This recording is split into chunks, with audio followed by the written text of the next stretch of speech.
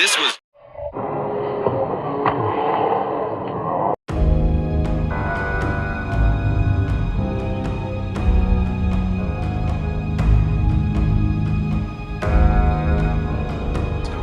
So he's obviously been collected here. Yeah, and it's gone bang. And when there's one fracture, I was listening to Chase before, there's always an exit, so he's got another fracture over here. Opetaia has broken Claudio Squeo'S jaw in 2 spots. He broke it from one side, and from one break, the break exits the other side of his jaw. With the right hook he landed, he said that he heard a shatter of something. Now we know what that is. Move over, Fabio. Make room for Opetaia. You guys are shattering, breaking, fracturing jaws in this piece. So if there's any question of Opetaia's punching power, there you go.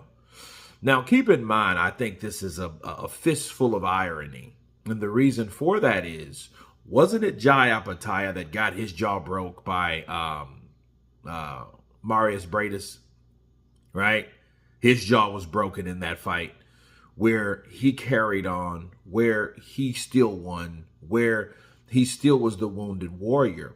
And I'm glad that was an example. I'm glad I thought of it, because when you have someone like Claudio Squeo'S that is not on the level, that yes, he was undefeated, but he fought mostly Italian challengers, okay? Italian opponents from his native country.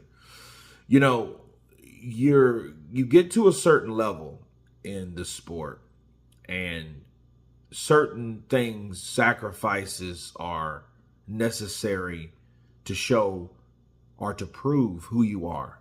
Give you an example. Daniel Dubois, I don't know what he heard, but he took a knee in the 10th. Opetaia's jaw was broken, I believe, around that same time in the championship rounds. And he didn't give up. He didn't quit. And it just shows you the different mentality of people that goes through what they have to go through to be where they are now.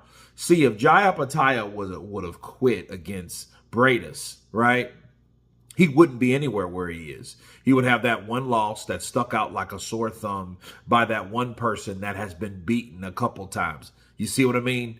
And that's that, because a lot of times everyone's path is different. Sometimes you have to win every fight. Sometimes if you lose that fight, that's all you need to do is lose that fight. Saying all that to say this, people, Opetaia is a real one. The guy is punching with bad intentions, and the way you seen Claudio, he was like, no, something's wrong. I felt and I heard something shatter within my face, and it was my jaw. Now they got to stitch it up. 2 here and then 2 here. So he has to have 4 brackets. His jaw is pretty much wired shut. He has to drink or eat soft foods for a long time. Okay. And if you want to ask someone that knows about broken jaws, it's me.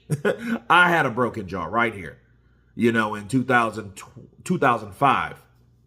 I got in a street fight, whatever, got hit with a bottle, probably other things. And that part was broken. And I had to eat fish for like 6 weeks. And it sucked because I love steak, right? But I couldn't eat steak because my jaw wouldn't support it because it was too tough, right? So I do feel Claudius Squeo'S pain, however, he had it broken in 2 places. I didn't have it wired shut. You better ask Pops Muhammad Ali about that, because he was the one, or he would be the one that could tell you, because his jaw's been broken too. And again, another fighter that did not quit because he had an injury in the ring. Those are who you call real ones. That is crazy news. I knew that something was wrong with his jaw. I had no idea that this man's jaw was fractured in 2 places. You guys tell me what you think of Jai Opetaia's punch that shattered, fractured, injured Claudio Squeo'S jaw. Of course, please subscribe. And you guys been Counterpunch. Peace.